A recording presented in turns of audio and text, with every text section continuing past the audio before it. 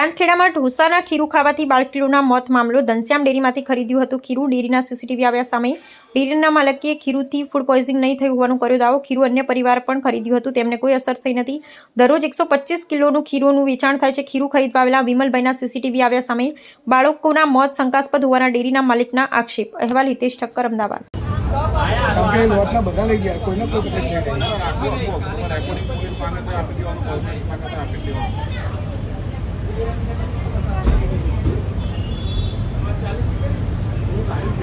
જાંબલી સાડીવાળા છે ને આ કેવા હતા પછી પાછું અપાયા.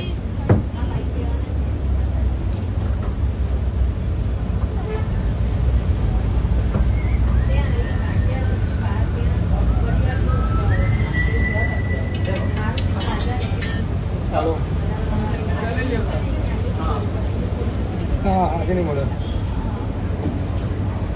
તો કામ છે.